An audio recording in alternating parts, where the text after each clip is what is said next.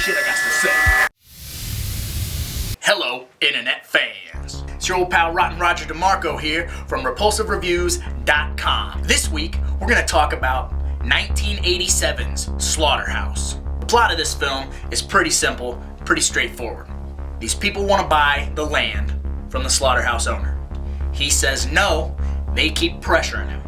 So he hatches a plan to have his mentally handicapped son, Buddy, murder all the people who are interested in buying the land. This would only lead to about a body count of maybe 3 or 4. Around the same time that the plan is being set into motion to murder the people who want to buy the land, a group of teenagers decide that they want to come out to this abandoned slaughterhouse and shoot a horror film or a music video. It's really not crystal clear what they're shooting. They buy masks, there's a dance montage of them buying stuff to go out there. There's even a montage of them filming. Well, while they're there, Buddy is dispatching them one after another in typical slasher fashion. It's not an overly complicated plot. In fact, the Texas Chainsaw Massacre reboot prequel, Texas Chainsaw Massacre: The Beginning, sort of steals a lot of it. Budget for Slaughterhouse was $110,000. The body count for this film is 12. 12 dead bodies. The titty count for Slaughterhouse is 0. 0 titties. The opening of this film is very similar to the original Friday the 13th. Hey, that sounds familiar. Didn't I just say that about Evil Laugh? Yes, I did. Because a lot of movies ripped off the original Friday the 13th. 2 teenagers doing things they shouldn't be doing in a place they shouldn't be doing it. And, you know, we weren't doing anything, mister. And they get killed. Sets the plans into motion.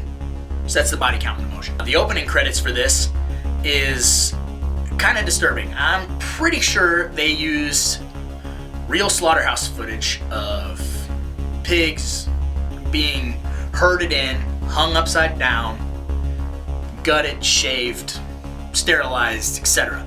But I'll be damned if that opening credit music is not super catchy.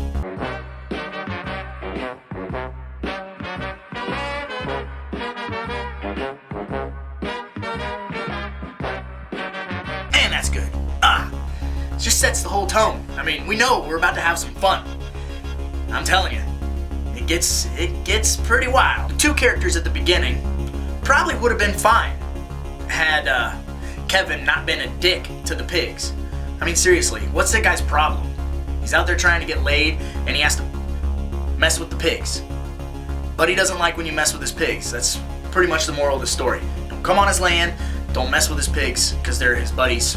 Lester, the old man, Buddy's dad, is pretty much the most memorable character of the film. He's got a lot of great dialogue. He really milks the character. He has a lot of fun being crazy. Since, you know, Buddy is the main villain, but he doesn't speak, so we have to have a voice for the villains so we can get the exposition we need. And man, he hams it up. He has a great time getting the ball rolling. There's a lot of dance montages. There's a lot of montages, way more than normal. I think there's 3 or 4, and they're like in rapid succession. They are constant. It's like the filmmakers needed to cover a large amount of time and didn't really know how to do it, so they said, well, let's just put music to it and, you know, speed it up. The main characters, towards the end, pull my favorite Scooby-Doo-ism, the old let's split up. Listen, you go around this way. I'm gonna go around this way. See if we can't find some place to sneak in. Well, how about the front door? No. That's too obvious. We gotta be sneaky about this. Oh, man, this is gonna be great. Which never works in anyone's favor, so why do they keep doing it? Oh, right, because it's the 80s. So let's split up. You go this way, I'll go this way, and nothing bad will happen, surely. Yeah, we know how well that works out all the time. Pretty much the lesson learned here is don't be cruel to animals, don't make fun of mongoloids, don't go places that you're not supposed to. If it says no trespassing, don't go in there, especially in the middle of a thunderstorm. You're gonna have a bad time. Director Rick Russler came up with this film in 1983 Now, he didn't want to go to Hollywood because he had been through a bunch of crap with them before. He'd seen how the system works. He wrote this script, he showed it to a bunch of people. Basically, it was his baby. He kept it, and he changed things around, budget permitting, because he knew that this was what he wanted to make, and he didn't want anyone else. He didn't want anyone else's hands in the cookie jar. He kept it all to himself and switched out things, opted for cheaper ways of doing things and whatever, and ultimately got to make the movie that he wanted to make in 1987. So this movie sat in paper form for 4 years before he could actually get it out there. Though I was very young when this movie came out, I was 3 years old, so I obviously don't remember the home video and the theatrical push for this film. They had a very aggressive marketing campaign where they went to Washington, D.C. They had the actor who played Buddy in character in front of the White House holding up signs, carrying around a big meat cleaver, really trying to get the news and just try to get the media involved in what the hell these crazy filmmakers were doing. They went to college campuses. They invited college students to see the movie for free.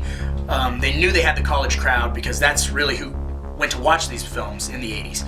So they pushed and pushed. It sort of worked out in their favor, but Rick Russler never really made anything after that. So obviously the experience wasn't that great. We could only wonder what would have happened had it made a little bit more money and we got a sequel, or would he have gone on to do something else? Because this movie is actually sort of a cut above the rest from the 80s slashers. It has fantastic lighting. It has great cinematography. The jokes are fast and actually pretty funny, and the main protagonist of Buddy is pretty memorable. Joey B. Barton played Buddy, and in real life, he was a hog wrangler. That saved the production money because they didn't have to have animal handlers on the set. Joey was actually really good with the hogs, so whenever they needed to be in a certain spot or they needed to act a certain way, he could have them do that. So they saved a lot of money there. Now, another thing about Joey was he really looks the part. They had to have him put fake teeth in and grow a scraggly beard, but he really was a menacing kind of guy. But the only problem was he's 300 pounds but only 5'9". Knowing that they had their villain, they had to cast short people opposite of him for him to look very menacing. They had to shoot a lot of really low angles to make him look way bigger than he was. They also had to, do the old-fashioned trick of having him stand on milk crates and things like that. But there are a few shots in the film that are wide angles, and you can really tell how short he is, like when he chases someone through a door frame or something, and he only comes up a little bit above the door handle, so you obviously can tell he's not a real big guy.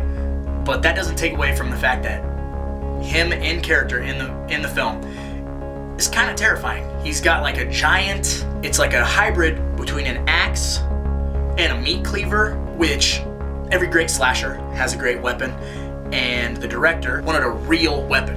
He didn't want to construct something. He didn't want a Freddy glove or something like that, but he also didn't want something so bland as a machete. Like Jason is really well known for using a machete, even though he's pretty much used every weapon in the history of weapons. They did some digging around, and they actually found an oversized meat cleaver that was called a bone crusher cleaver. They found this at a prop shop, and it's a real thing used at real slaughterhouses, and it's gigantic. So they found the weapon, they dressed it up a little bit with cowbells and cowhides and things like that. That's pretty much history right there. Like, it's an intimidating weapon for sure. Also, the location that they found for the slaughterhouse didn't need a lot of set dressing or anything like that, because when they found it, there was actually mummified remains of animals in cages and cobwebs, and there actually were hogs there still that were like malnourished and just a pretty terrible place. They got the most bang for their buck when they rented this place because they just had to do very, very minimal work to the set. It also helped put more effects in the film with the budget that they had. It's the same thing with the final scene. They thought they were going to have to rent a big truck or a bunch of sprinklers or something so they could make it rain.